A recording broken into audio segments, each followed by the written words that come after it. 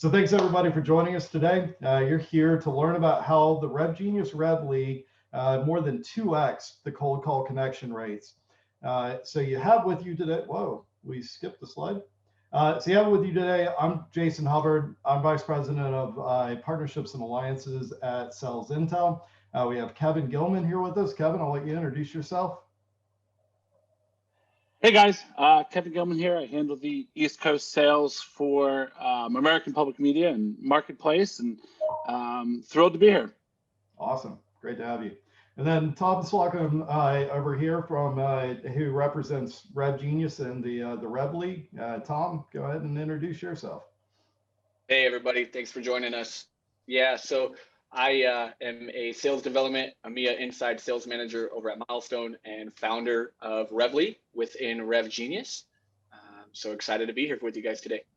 Awesome. Thanks so much, guys, for being here.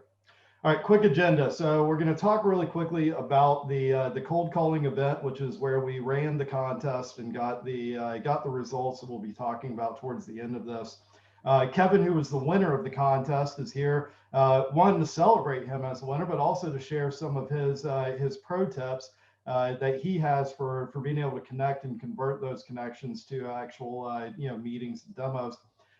Then we're going to go into the actual results. What did we find out of the contest? And then, like I said, we're going to have a few minutes at the end for Q&A. So again, please go ahead and pop those in the Zoom side panel as you have questions for any of us. So we're going to start by going over, what actually did we do with this event? Before we jump into that, Tom, I want to give you a minute to talk to us about RevLeague and sort of how did this whole concept even come up? Yeah, so as many of you probably do know, right, there's a lot of communities that popped up in 2020. One of those ended up being RevGenius. So I partnered with Jared and the team over there, and back in about August, September, we launched RevLeague, which is a minor club within the community for really anybody that is an SDR, sales development rep, a business development rep, a full sales cycle AE professional, to really create this virtual sales floor. We were all stuck in four walls, right? We didn't have that sales floor vibe where we could learn and grow and collaborate together. So that's where RevLeague came up. It's all things prospecting are fair there. We have weekly blitzes. We do weekly roundtables and really empower the members to fill their funnel. And that's what we've done here with Kevin. Kevin really leaned in early on, has been an amazing member, and has always loved doing the blitzes with us. And so in December, right, we started looking at sponsorships, really bringing in people that could help push this mission together. And that's where Jason and I connected, along with Connect&Sell and Chris and James Townsend from there. So yeah, we had a little fun in Q4.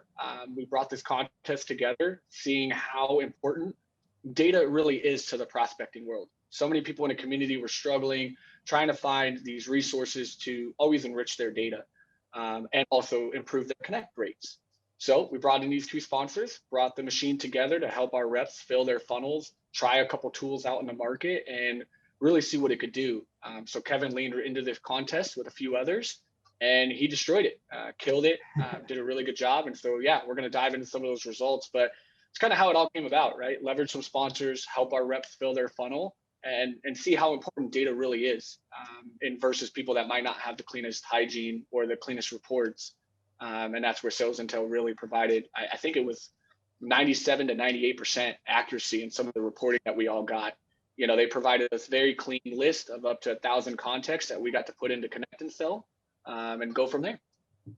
Yeah, and it was great connecting with you. And when we were brainstorming, we really wanted to focus on how can we bring value to the actual members of RevLeague. So not just doing like some giveaway or promotion or something like that.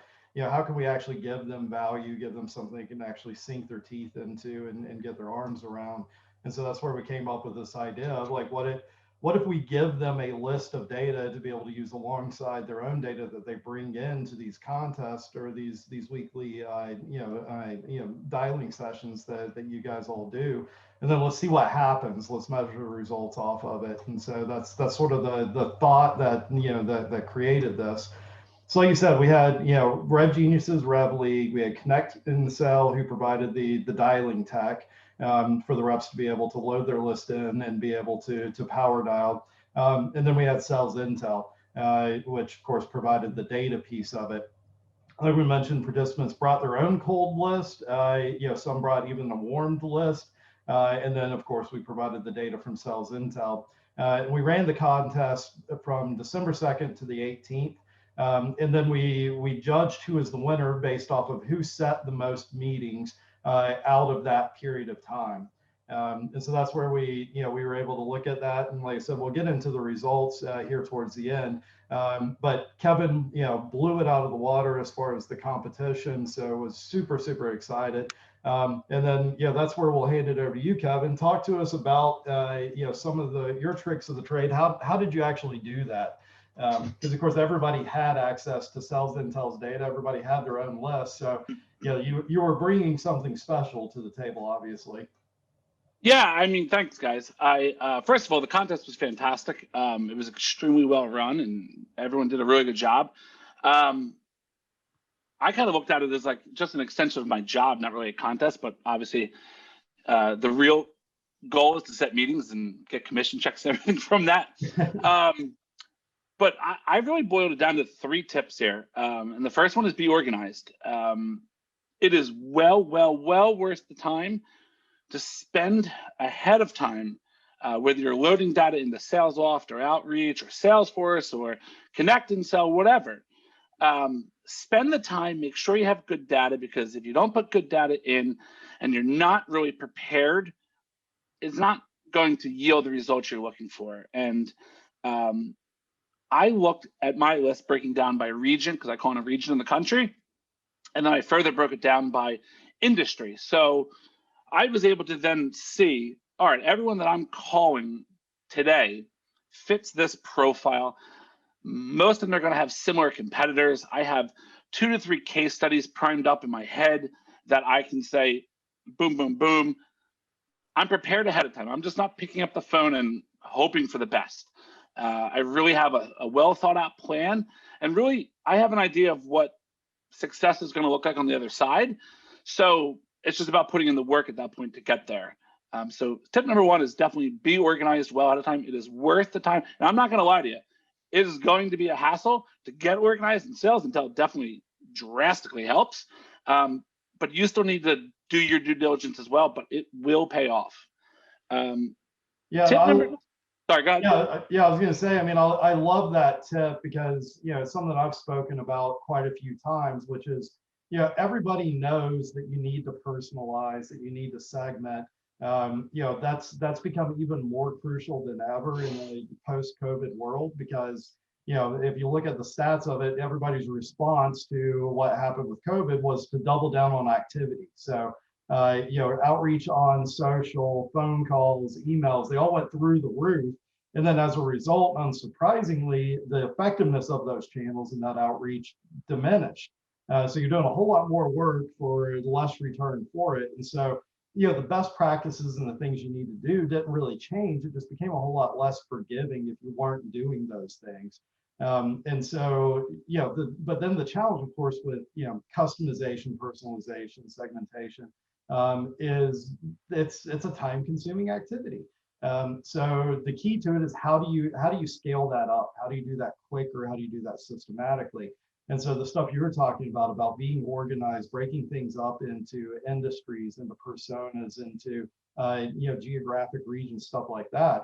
That allows you to be able to build out talking points and things that you're going to be referencing and personalizing, but doing it at scale, as opposed to having to go do that pre-call research on an individual basis for each call. Tom, what are you thinking around those?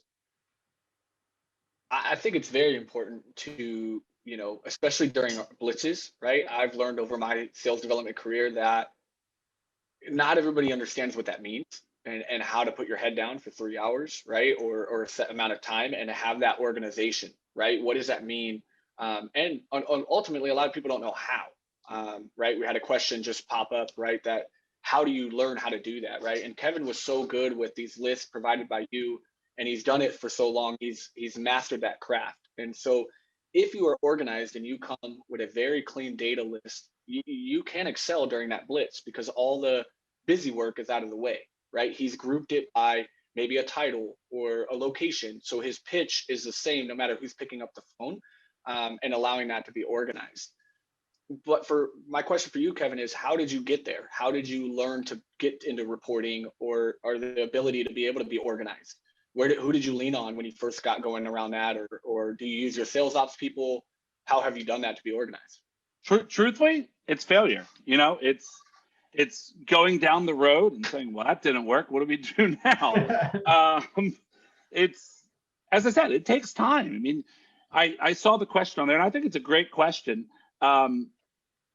What I would do is developing, and sorry for you guys who can't see the question, new to sales, I'm developing an SDR team. How do I lean on creating these calling lists?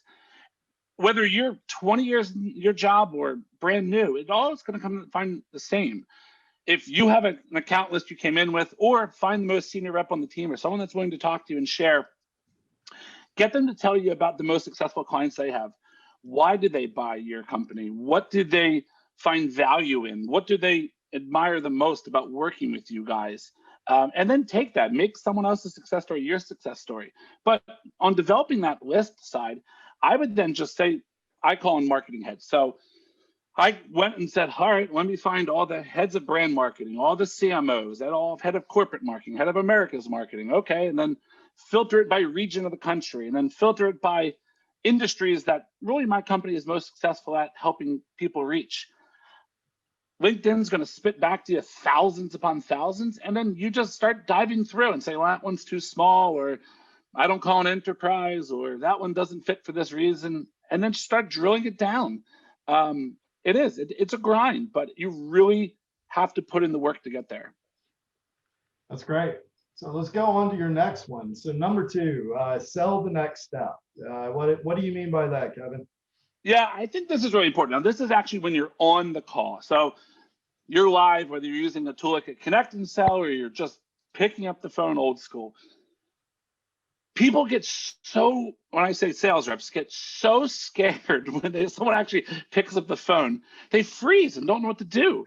Like we so often forget that the person on the other side has a family, most likely has some kids, people running around, like they're affected with Corona too. Like everything is going on like around them, just as the same as it is for us. That's a human on the other side. The only thing you should be worried about on that call is selling the next step. Selling the next step could be whatever it means for your world, whether you're setting a meeting for your AE, whether you're full sales cycle and you're setting a meeting to meet with them next week, whatever it could be, sell the next step.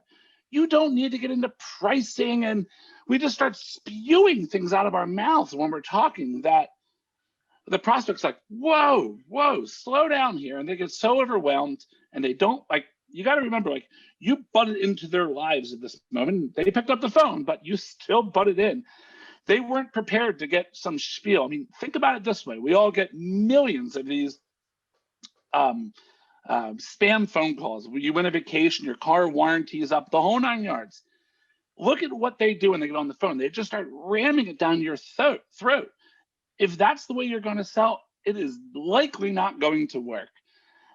So concentrate on what you're there for, selling the next step. For me, my goal when I get someone on the phone is to sell them for a 15 to 20 or so minute meeting to further break down that they're a good prospect. In my mind, on the back end, I already know they're a good prospect because I've done my homework ahead of time, but it's almost convincing them in that next meeting that they're a good prospect. So just sell that next step that you guys need them to go to. That's great. Do you have any tips on how to best settle on what that step should be? Well, I think it's going to differ per company. There's probably a lot of people on the line who are used to, or not used to, but are selling for an AE, and their job is just solely to set meetings for the next person up the line. Someone who's full sales cycle like me, everything I grow, I eat. So I'm full cycle. Everything is mine.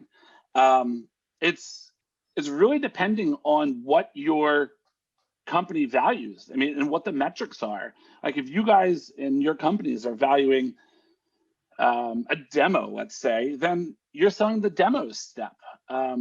at the end of the day, as salespeople, even if it's not totally aligned with the company, and if my boss is listening to this, I'm sorry. Your job as a salesperson is to make money, get promoted, whatever your career goals are.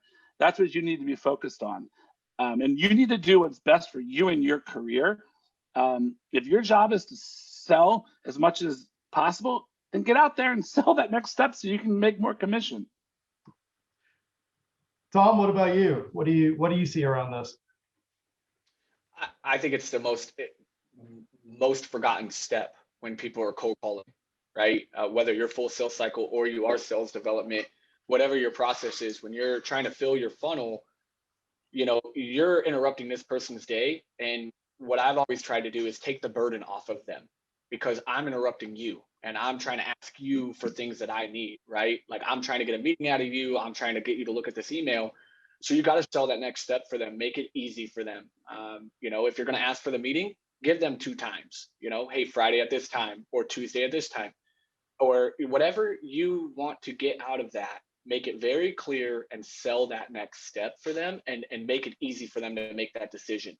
You're catching them in the car, they're opening that email, they're answering the phone. Make it easy. Hey, I'm looking for time on Tuesday at 9 o'clock. Are you available? Right? Or, hey, I'll get the proposal over to you. All you got to do is step 1 and 2, and I'll take care of the rest. And lead them to what you need from them. And they'll be a lot more receptive, because you're leading the way, and you're selling that next step for them and taking the burden off for them. I love that tip, as far as making sure that you have it as well defined and lined out ahead of time, so that you're making it easy for them. I love that tip. I think that's one that people don't pay enough attention to. All right, Kevin, let's go with your third pro tip here. Follow up. Yeah. So no matter what tool you're using, whether it's you don't have any type of sales automation, sales often outreach, you don't have a connect and sell, whatever you may have, follow up immediately. And this is for the people that both pick up the phone and don't pick up the phone. Even if that person picks up the phone and then hangs right up on you because they think you're a telemarketer or something, follow up with them.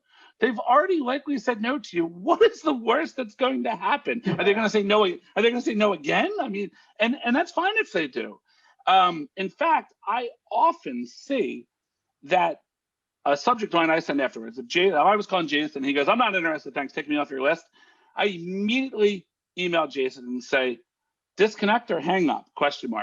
And I put in there something like, "Hey, not sure what happened here, blah, blah, blah. Here's why I reached out." Jason most likely isn't going to email me back, but man, oh man, does it feel good when Jason emails me back and he goes, "I'm sorry, my kids were in my office. I was crazed. Let's talk next week." The follow-ups that I like, and I started doing this last year, and it really, really provided results, was immediately, and when you're using a sales loft or an outreach to do this, you can really do this nicely. But as soon as I hang up the phone, I have it on a delay using a sales loft of about a 6 minute, maybe about a 5 minute follow-up. Immediately afterwards, I send them some type of an email that's going to reinforce my phone call.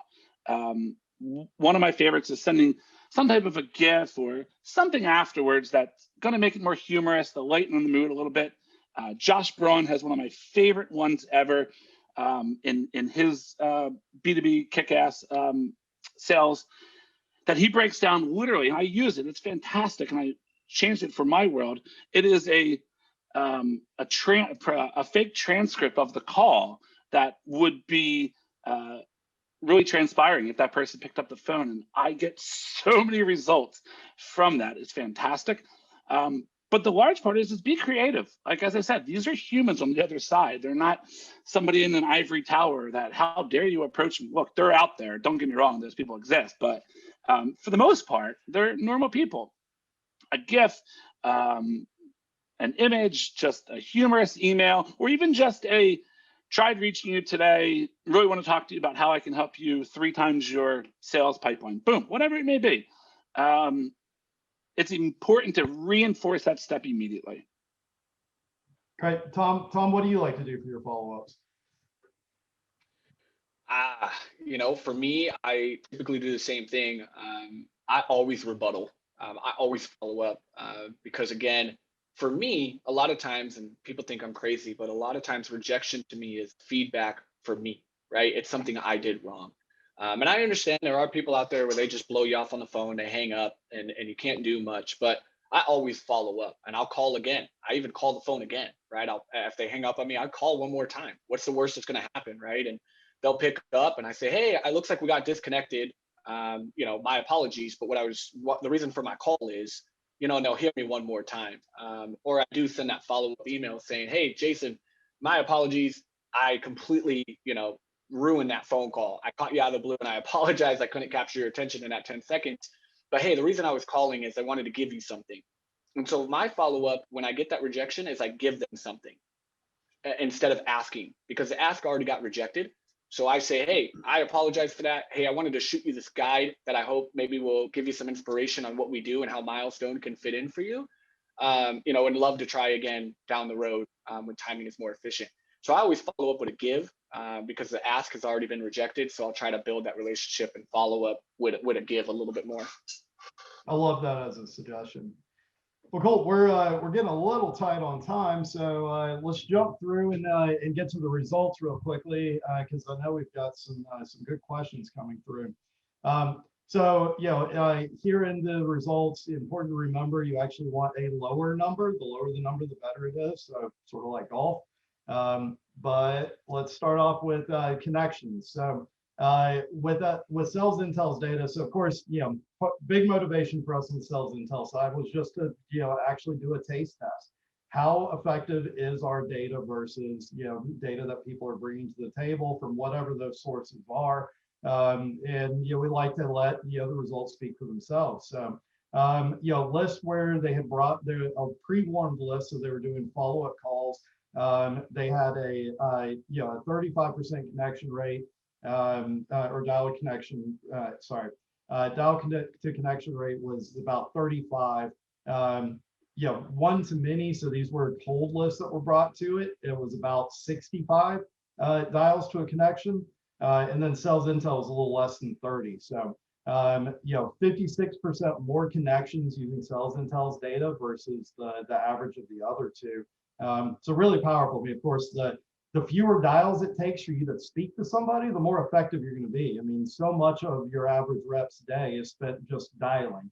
It's the reason why tools like Connect and Sell are so powerful, because they can minimize the amount of time that you're just wasting dialing and increase the number of conversations. So, tech can do that, data can do that as well. And so, anytime that you can increase the number of conversations you're having over the same period of time, that's going to make your day a whole lot more efficient. So next up, we're going to talk about attempts to reach a prospect. So, obviously, again, fewer attempts that it takes to be able to connect, the better. And so, we had, out of this, again, SalesIntel's data, a whole lot fewer, dials to be able to get a connection out of it, to be able to reach a prospect. And then last up out of this are the number of meetings. So this shouldn't really be terribly surprising, but the more conversations you have, the more meetings you're going to set.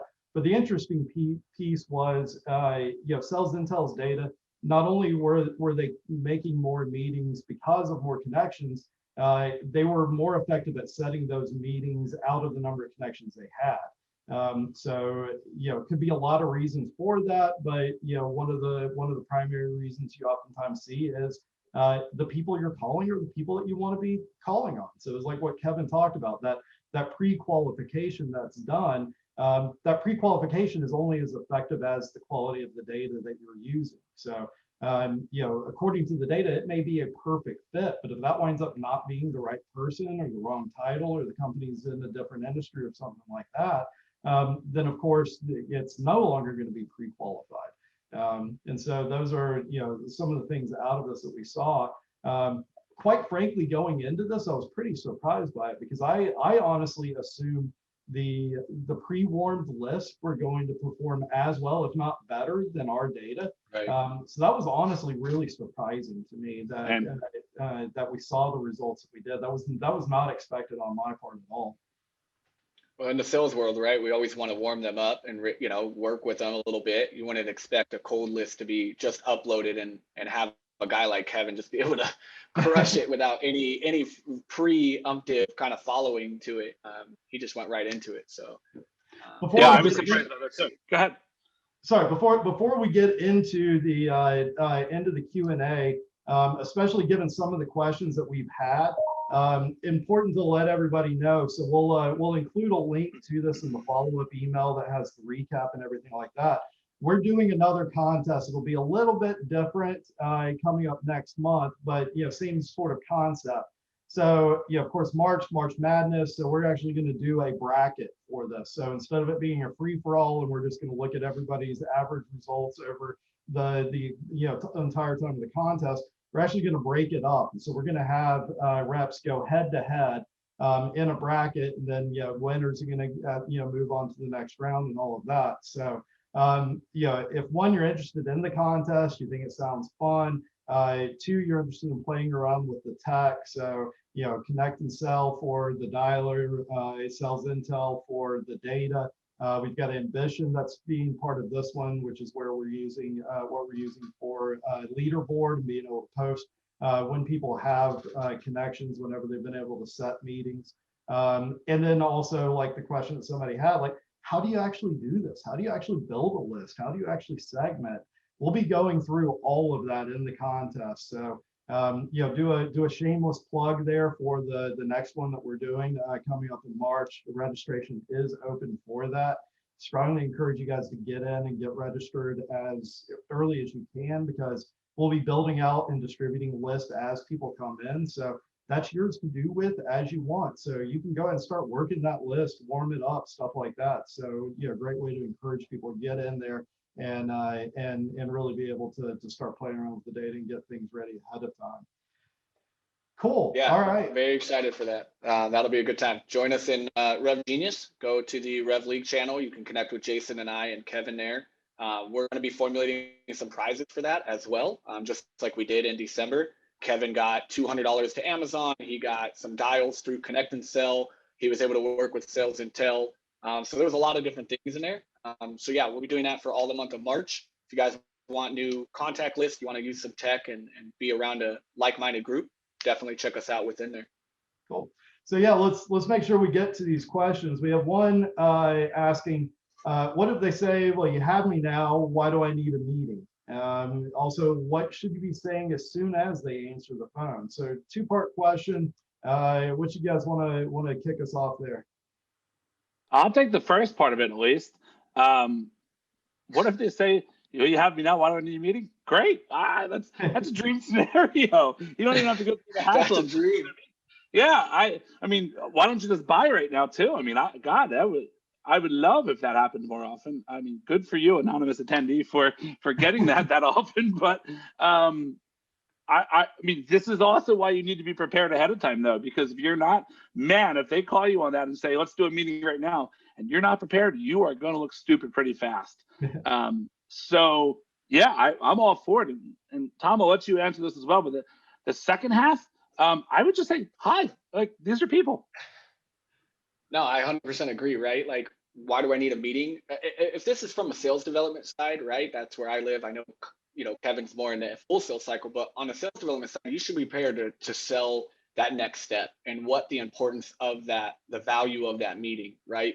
It's really to find how we could be a fit for you, right? I understand I have you now, so I can give you some breadcrumbs as to what I think would be beneficial for you. But the reason for this meeting is I'd really love to walk you through the platform, get you bought into how this could, make you look like a hero inside, right? And just sell that next step. And then what do you say when you get them on the phone? Or the first thing, shockingly enough, doing some data myself, is how you've been. Is the number one sales opener from all of like Gong and some of the other tools out there. What they found is, hey, Jason, how you been? Jason's going to respond, oh, I'm doing well, man. How are you? Right? And it opens up dialogue. You don't have to have a pitch. Stop coming with the pitch from the get-go. It's irrelevant. You don't even know. You're just trying to capture their attention for a quick second and get that 30 seconds to piece together what that journey, that call will look like with you guys. So a lot of times just open it up. Hey, Kevin, how you been? It's Tom over at Milestone. What's going on? right? And be a human being, and then say the next step, right? The reason for my call is Kevin, and go right into it. You don't have to fluff it out of there. Yeah, I think another good one, good best practice is have real-time channels of communication available between your SDRs and your account executives if you're doing a two-step sales process. Because anybody will tell you the longer the horizon, the further out you book a meeting, the less likely they are to show. So in an ideal world, you're getting a response like that. Like, let's do it now. And if you've got a Slack channel, if you've got an ability to call immediately, whatever, figure out who's available right this minute. Even if you're not the right person to take that meeting and take them through the next steps, if you've got that laid out ahead of time, you can reach out to your entire network of AEs and say, like, hey, who's available right now? I've got a meeting for you. I used to kick it to my sales manager.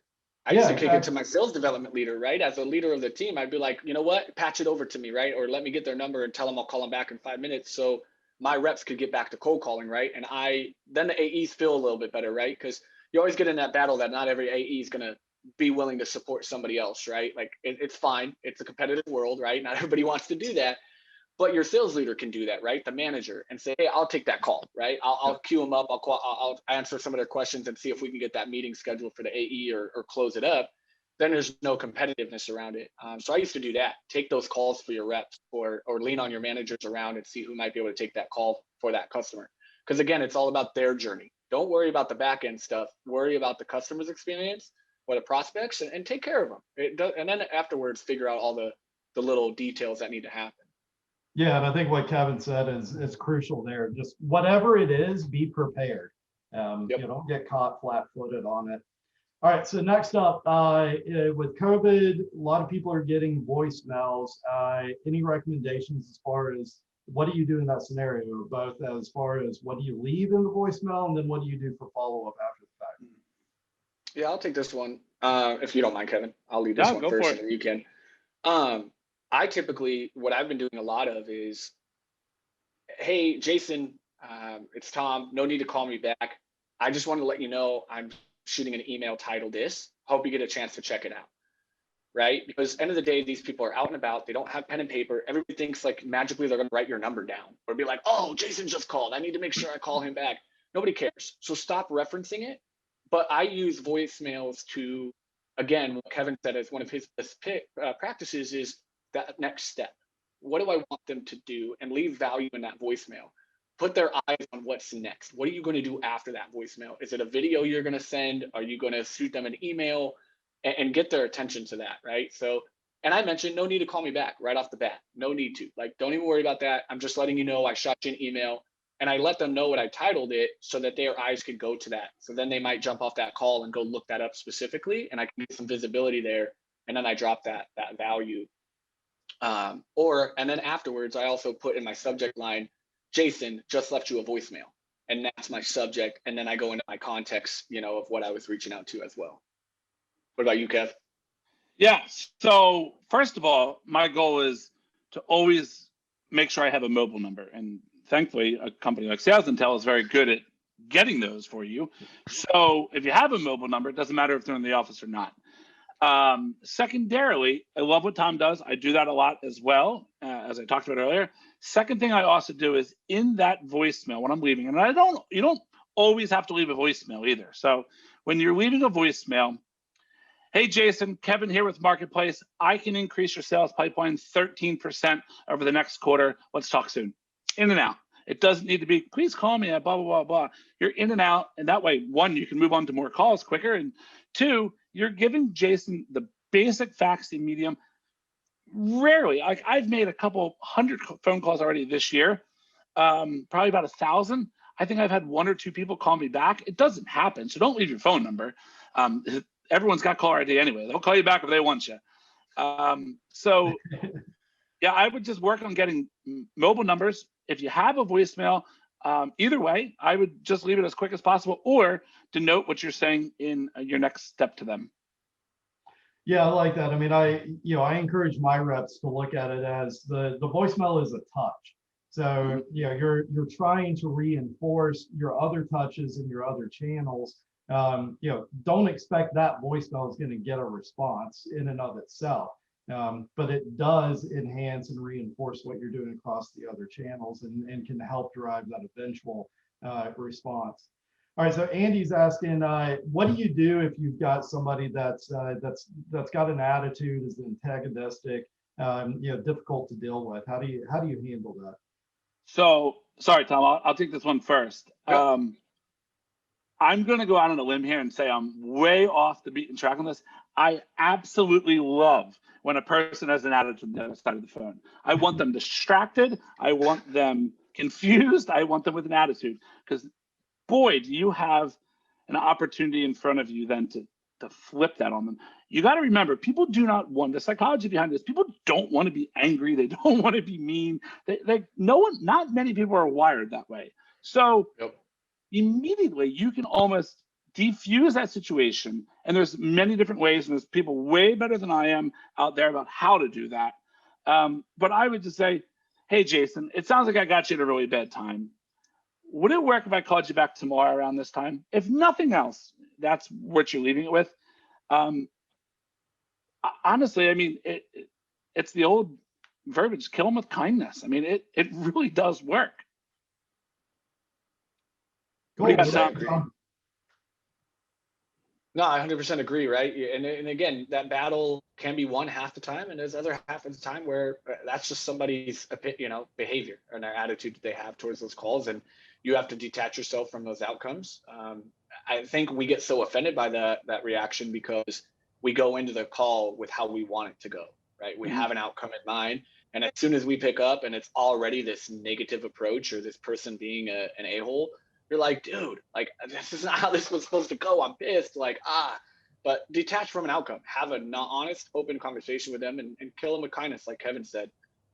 Just be friendly. Hey, I get it. I caught you at a bad time. Make jokes about it, right? We're living in a world where people are all right with that nowadays. Just kind of own that and say, you're right. I did call you out of the blue, but this is why I'm calling. I'll be brief.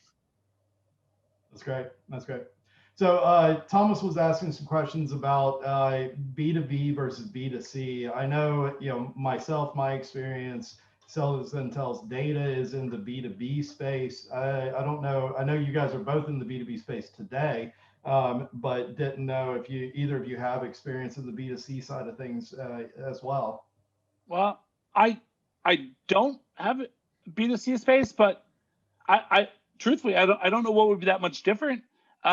You're still selling the next step, regardless of what it may be. And if you're in the B2C space, it's possible your first step is to get them to buy immediately, and that's fine. That's what you're selling then. You're still treating them the same way. You're still getting prepared as best as you possibly can for that call.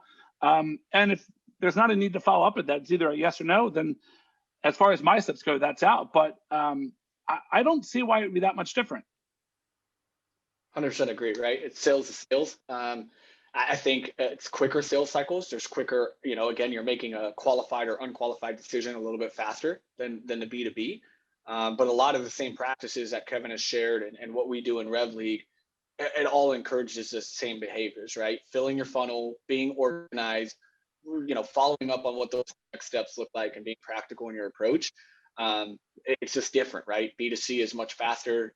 You're selling something very specific to them and it's quick and easy. Enterprise, yeah, it's, or B2B, you're a little bit multi-thread, you're doing a little bit different approaches, but practices are all the same. Great. So a couple of questions about, and I seem to encounter this one every time, strategies around SMS or text. I'll tell you, I am as forward salesy as possible, and I can't get there yet. I just can't. And I'm not telling you we're not going to get there as an industry. I think it also depends what you're selling. Mine is, I don't want to say a serious, but it's a more serious. I'm typically dealing very high up the food chain in C-suite execs. I can't get there with texting yet. I'm not totally against it. I'm probably late this year seeing myself going down that road. Now, I will tell you, as soon as it becomes a client or like a serious prospect, all bets are off. I'm texting. If they're in my pipeline and we've had a meeting, I'm going to text. Or if they text me, floodgates are open. For a cold outreach, I'm not there yet. What about you, Tom? So I don't mind it. I've done it. I don't do it as cold, straight up just texting somebody. But if there has at least been some minor conversation that they've connected the dots between the two of us, whether I Yeah. have talked to them once or I am trying to get the meeting scheduled or at least get them to agree to one, I have absolutely, shot a call. They didn't answer. I had the mobile number. I texted it and I said, "Hey, Jason, it's Tom. I just left you a voicemail. Was hoping that you had some availability next week to talk a little bit about your SEO strategy." And I keep it brief. And I actually have gotten people to respond and text back and be like, "No, not interested," or "Hey, yeah, I can do next week," and then send me their link, their calendar link in text. So, but I do it not so cold. I would say probably, initially after that first outreach with them of some point, maybe I haven't been able to get a hold of them via email and LinkedIn and stuff. I'll leave a voicemail and say, "Hey, just called you to see if you had some availability next week. Let me know." And I'll shoot that in a text, and then I usually get it back. But I'm all about it. I don't mind it. I don't think people are that bothered by it. At the end of the day, they can make a choice to either respond or not respond. It's not that intrusive, I don't think. But to be honest and open of who you are and what you're reaching out for, and try to reference that you might have just emailed them or left them a call. Yeah, I mean, I think I'm right there along with you guys on that. Straight up cold outreach via text, never gotten any engagement from them at all. I feel like there's still a lot of blowback on doing that. I mean, I've been doing this stuff for a long time. I'm pretty understanding and insulated from aggressive tactics. Like, it doesn't really bother me. I still get annoyed whenever somebody sends Yeah. me a cold text message with no context, no engagement, nothing like that. One of the most effective things that I've found, though, is you get that response, and as part of what you do to reply back to them, ask them what their preferred channel is. Do you prefer Mm-hmm. phone? Do you prefer text? Do you prefer email? And that does a few things. One, it gives you permission to text. Two, it clues you in on like what's the best way to get in touch with somebody. I mean, I'm a perfect example. Like, I am a terrible person to try and get on the phone. But you shoot me an email, I'm usually on top of my inbox. And so, yeah, I mean, it gives you a good idea of like what's the best way. Also gives you permission to be able to do something that's a little bit, on the edge, like texting. Mm-hmm. All right, let's see. I think we got one more. Allie's asking, better time. Do you guys have a best time of day that you like to dial? I like it when my prospects picked up, which, and that's the beauty of having something like a sales loft or an outreach. And honestly, you can figure this out on your own because we've only been using it for a year at this point. I make phone calls all day long throughout the course of the week. So when you're using an outreach or a sales loft, they're going to pinpoint that exactly for you with various different charts, more charts than you could ever possibly need about prime times to call. To be dead honest with you, Allie, I don't necessarily follow that. I do follow some guidelines. I'm not calling before 8:30 in the morning. I'm not calling after 6 o'clock at night. I find, depending on where you're calling in terms of the seniority of the company, the senior people, you're going to do pretty well getting them pretty early in the morning before they get bogged down for the day. Or on the converse side, like at that 5:30 meeting, they're pretty much getting wrapped up. They maybe finished a meeting. They're probably at their desk getting prepared for tomorrow. You might have a shot then too. Yeah, I mean, you Cool. put yourself in a prospect's shoe, right? Is when are you accepting calls during the day, Kevin? Right? When is the most time that if somebody were to call you cold, you more likely answer that phone call, right? And that's kind of the same approach. Is I think all times are available. Just pick up the phone and call. I don't think there's a data that can give you that answer, right? But find those pockets before they get into their calendar, before they go to during their lunch hour maybe, and then as they're wrapping up the day. But you're cold calling all the time because you want to plant seeds that will pay off dividends down the weeks as you go. Yep. All right, guys, we're running short on time. I'm going to try and get through as many of these as we can. So Thomas is asking, SalesIntel's data is entirely B2B, so we won't be a good solution for you on the B2C side. We had one specific about texting.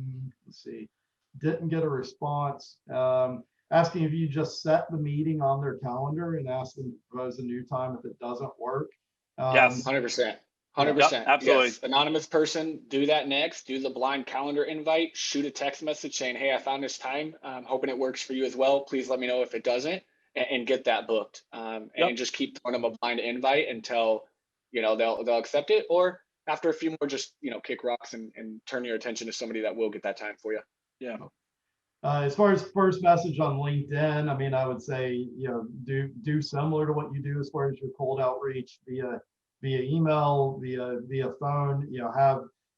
Keep it brief, keep it on what your value prop is, why they want to speak to you, and then give them also something. include in that like what your goal is. When I suggest always giving something, again, I'm always about the deposit and withdrawal methodology, right? Is if you want to withdraw from people, you need to be giving back too. And so for me, and a lot of my first LinkedIn outreach is after they've connected with me, I thank them for their time. And then I give them what I was going to give them, right? Hey, I wanted you to check out this guide. I felt this would be worth your time to check out. Let me know if you have any questions and hope we can connect in the future. And I give them something, and then I'll wait a few more days. But in my initial message, I always give them something, so I'm not just trying to add them and immediately pitch them. Cool. We had somebody asking about, what do you do if you get blowback on calling somebody on a mobile number? I'll lead with a few quick things. One, I've seen that sensitivity around that has vastly decreased over the last few years. I'm seeing fewer and fewer people getting upset over that. We get to cheat a little bit at SalesIntel for a couple of reasons. One, we can tell you whether it's a personal mobile number or what we call a work mobile number. The distinction there is we have seen in our data sources that mobile number was used in a work context. So they registered for an event with it. They put it on a business card. It's in an email signature or something like that. So they're not going to be surprised because they're putting that number out there in a business context. The other cheat that we get at SalesIntel is, hey, wouldn't you like to know how we got your number? That's exactly what I use too. I credit it and I said, I use this great tool, so blah, blah, blah. Tom, anything around that?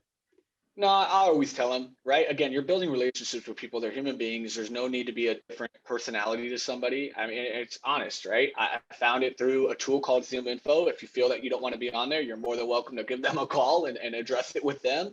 But, I'm doing my job here. But why I have you, the reason for my call is, and then I move over it, right? But I address it. I tell them. Yeah. All right, last one, they're asking about, startups pivot a lot, constantly having to change up the pitch and stuff like that. How do you, any advice on how to really nail that down?